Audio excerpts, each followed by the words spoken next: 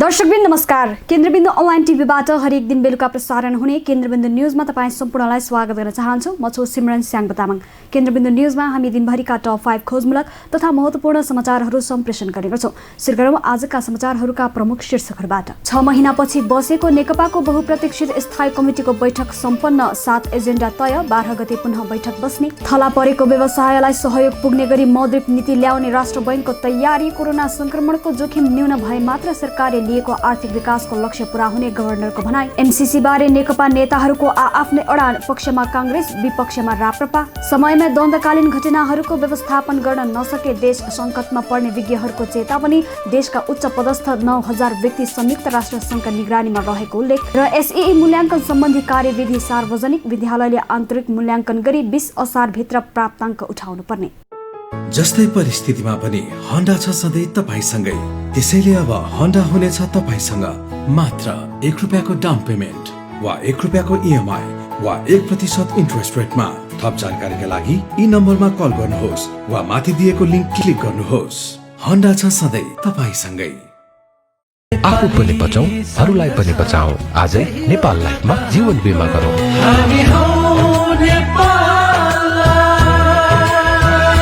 Nepal life, किनकि जीवन अमूल्य छ।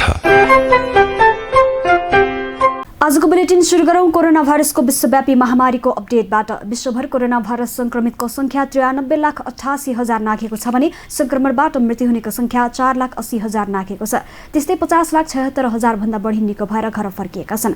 यता नेपालमा कोरोना भाइरस कोभिड-19 बाट मृत्यु हुनेको संख्या 24 रहेको छ। नेपालमा कोरोना संक्रमितको संख्या 10,728 पुगेको छ। यसमध्ये स्वास्थ्य तथा जनसङ्ख्या मन्त्रालयका अनुसार बुधबार मात्र 110 जना महिला र 519 जना पुरुष सहित 629 जनामा कोरोना पोजिटिभ पुष्टि भएको छ। यता उपचारपछि घर फर्किनेमा थप 114 सहित 2338 जना संक्रमित निको भएर घर फर्किएका छन्। धूम्रपान तथा सुर्तीजन्य पदार्थको प्रयोगले क्यान्सर, मुटु, मृगौला, दम, श्वास प्रश्वास, उच्च रक्तचाप, फोक्सो तथा अन्य घातक रोगहरू लागि मानिसको अकालमा मृत्यु हुन्छ। धूम्रपान तथा सुर्तीजन्य पदार्थ सेवन गर्ने व्यक्तिलाई अन्य व्यक्तिहरू भन्दा कोरोना भाइरसबाट संक्रमित हुने सम्भावना बढी हुन्छ। सुर्तीजन्य पदार्थहरूबाट टाढा रहौं, स्वस्थ जीवन बिताऊ। सार्वजनिक स्थलमा सुर्तीजन्य पदार्थको प्रयोग गर्नु कानुनी रूपमा दण्डनीय कार्य हो। सावधानी अपनाऊ, कोरोनाबाट बचौं। अब पूरा समाचार। सरकारले लामो समयको अन्यलपछि हालै स्थगित गरिएको एसईई परीक्षाको अन्तिम मूल्याङ्कन सम्बन्धी निर्देशिका सार्वजनिक गरेको छ। सरकारले मूल्याङ्कन सम्बन्धी निर्देशिका जारी गरेसँगै विद्यालयहरूलाई विद्यार्थीहरूको अन्तिम मूल्याङ्कन पठाउन समेत निर्देशन दिएको छ। हेरौँ पूरा रिपोर्ट।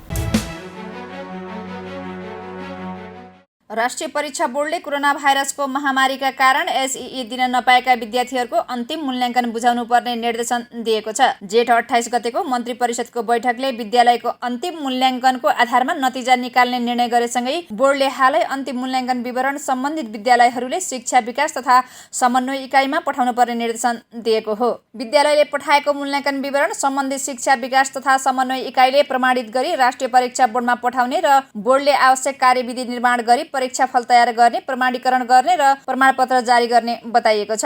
विद्यालयले माध्यमिक शिक्षा परीक्षा कक्षा 10 को विद्यार्थी मूल्याङ्कन नतिजा प्रकाशन तथा प्रमाणीकरण कार्यविधि 2077 राष्ट्रिय परीक्षा बोर्ड र परीक्षा नियन्त्रण कार्यालयको वेबसाइटबाट डाउनलोड गरी गर्न सक्ने बताइएको छ।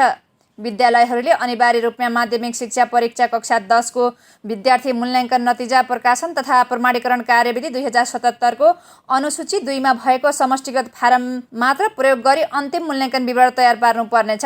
प्राप्ताङ्क राष्ट्रिय परीक्षा बोर्ड परीक्षा नियन्त्रण कार्यालय कक्षा 10 को वेबसाइटबाट आफ्नो विद्यालयका कोड राखी डाउनलोड गरेको एक्सेल फर्म्याटबाट विद्यार्थीले प्राप्त गरेको प्राप्ताङ्क क्रमशः एन्ट्री गरी मूल्याङ्कन समितिद्वारा तयार गरेको प्रमाणित प्राप्त तालिका 20 असार भित्र अनिवार्य रूपमा शिक्षा विकास तथा समन्वय इकाइमा बुझाउनु पर्नेछ।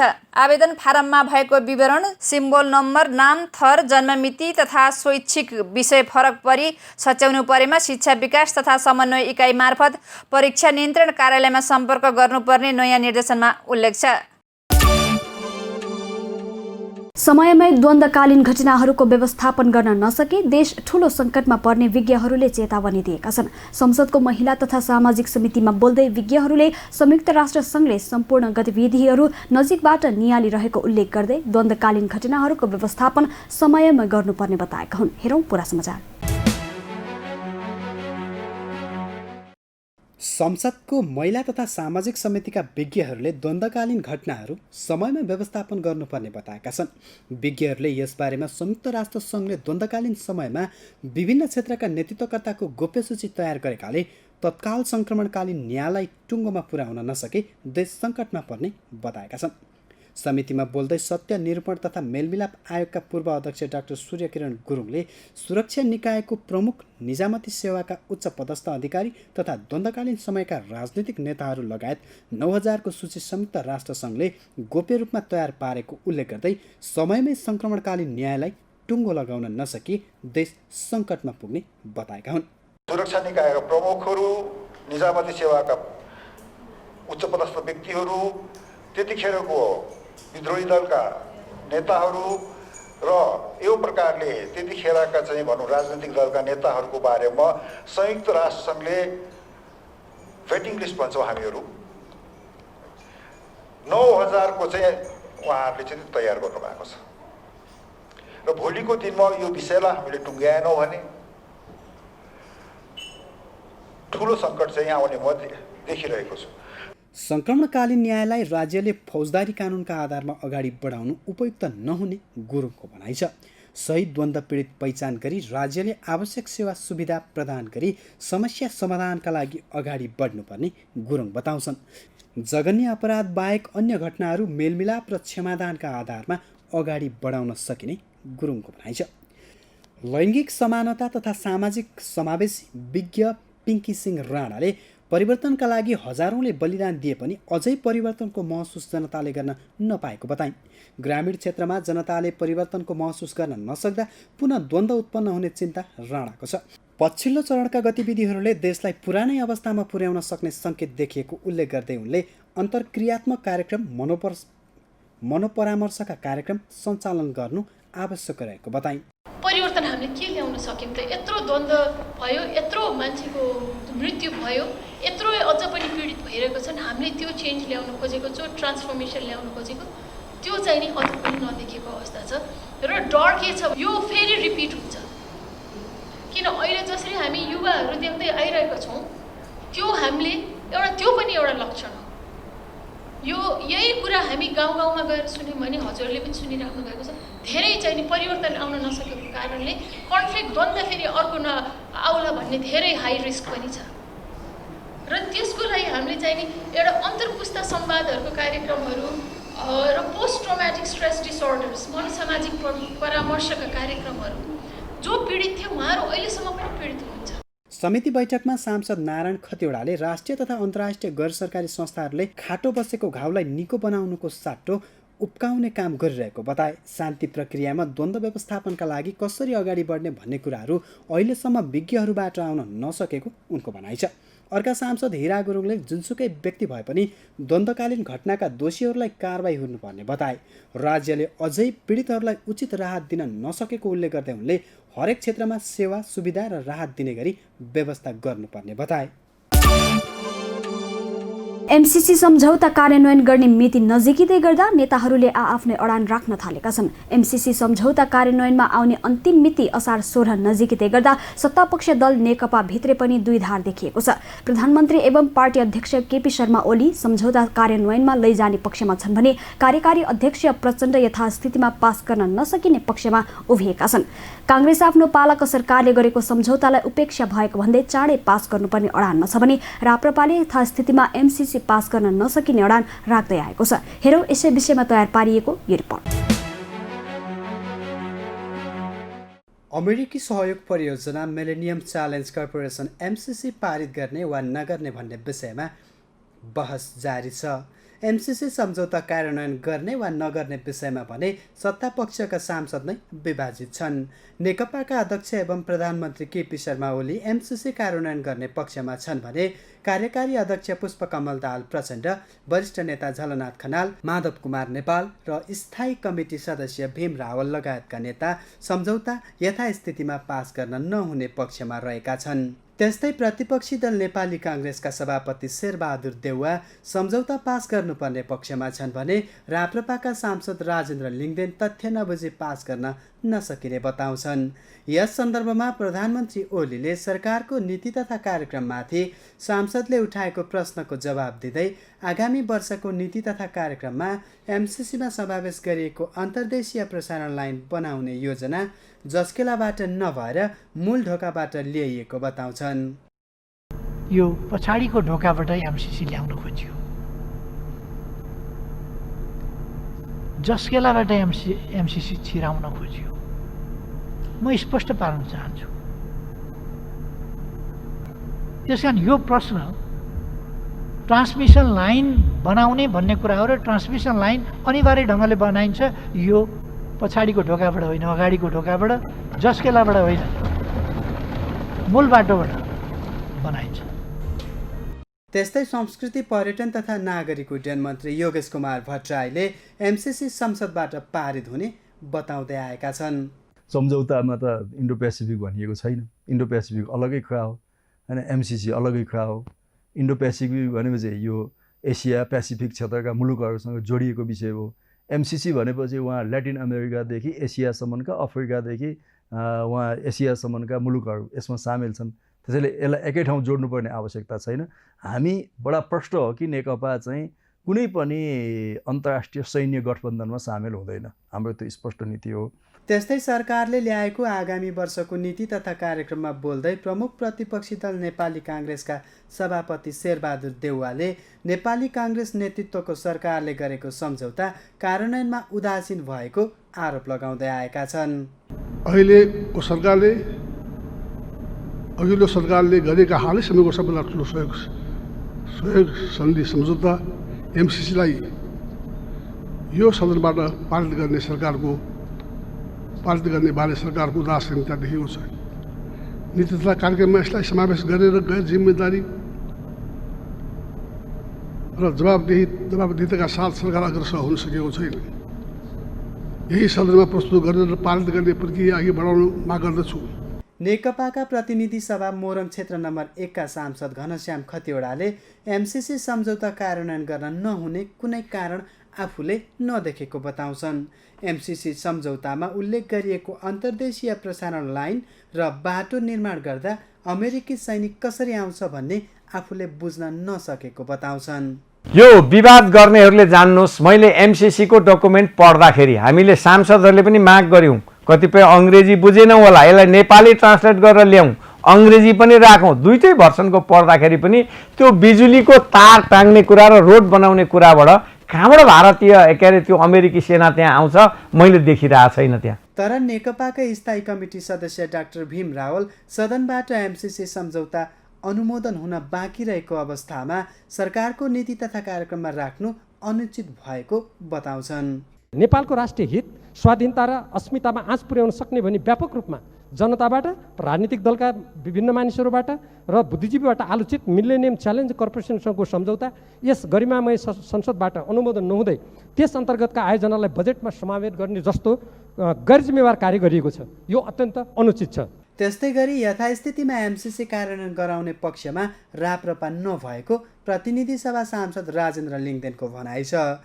राप्रपा राष्ट्रको हित विपरीत सम्झौता कार्यान्वयन गराउने पक्षमा नभएको धारणा राख्ने लिङ्गदेन अहिले देशमा एमसीसीमा अनावश्यक होहल्ला गरिएको तर वास्तविकता जनताले जान्न नपाएको बताउँदै आएका छन्। नेपाल राष्ट्र बैंकका गभर्नर महाप्रसाद अधिकारीले कोरोनाका कारण क्षति पुगेको व्यवसायलाई सहयोग पुग्ने गरी मौद्रिक नीति ल्याउने बताएका छन्। कोभिडको संक्रमणका कारण मारमा परेका व्यवसायीहरूले आफ्नो व्यवसायलाई निरन्तरता दिन सक्ने गरी नीतिहरू ल्याउने तयारी गरिरहेको गभर्नर अधिकारीको भनाइ छ। हेरौँ यसै सम्बन्धमा तयार पारिएको यो रिपोर्ट। नेपाल राष्ट्र बैंकका गभर्नर महाप्रसाद अधिकारीले कोभिड-19 को असर, यसको त्रास र सङ्क्रमणका कारण क्षति पुगेको अर्थतन्त्रलाई सहयोग पुग्ने गरी नयाँ मौद्रिक नीति ल्याउने बताएका छन्। गभर्नर अधिकारीले अहिलेको अवस्थामा मारमा परेका व्यवसायहरूले आफ्नो व्यवसायलाई निरन्तरता दिन सक्ने गरी नीतिहरू ल्याइने तयारी गरिरहेको बताए। कोभिडका कारण कोही मर्न नपरोस् भन्ने राष्ट्र बैंकको इच्छा रहेकाले थला परेका उद्योग व्यवसायलाई रिकभर गर्ने गरी मौद्रिक नीति ल्याइने गभर्नर अधिकारीको भनाइ छ। हाम्रो उद्देश्य यति हो कि यो कोभिडको कारणले कोही कसैले मर्न नपरोस्, खास गरी कुनै उद्यम व्यवसाय हैन, हेल्थको हिसाबले त आफ्नो सीमा रहे, कोही थला पर्नै नपरोस्, भोलि चाहिँ कमसेकम रिकभर हुन सकोस्, अहिले अप्ठ्यारो परे पनि भोलि पुनर्स्थापित हुन सकोस् र आफ्नो व्यवसायलाई निरन्तरता दिन सकोस् भन्ने हिसाबले हाम्रा नीतिहरू बन्नेछन्। अहिले राष्ट्र बैंकले अति प्रभावित, मध्यम प्रभावित र कम प्रभावित व्यवसायहरूको विश्लेषण गरिरहेको छ। मौद्रिक नीतिका पनि आफ्नै सीमा छन्। सबै कुरा यसैले निराकरण गर्न नसक्ने भन्दै वित्तीय क्षेत्रहरूसँग सम्बन्धित नीतिले जुन हदसम्मको उपचार दिन सक्छ त्यो उपचार दिन तयार रहेको उनले बताए।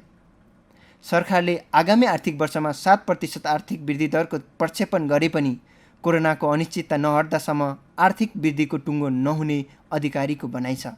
उनका अनुसार कोरोना सङ्क्रमणको जोखिम शून्यमा पुगेपछि बजार सञ्चालनमा आए मात्रै सरकारले लिएका लक्ष्यहरू प्राप्त हुनेछ।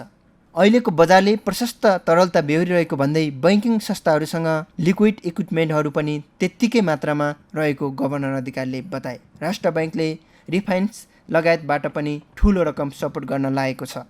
बजार चलायमान भए पनि बैंकिङ प्रणालीले पनि प्रशस्त तरलता दिने र त्यसपछि व्यावसायिक क्रियाकलापहरू बढ्दै जाने गभर्नर अधिकारीको भनाइ छ।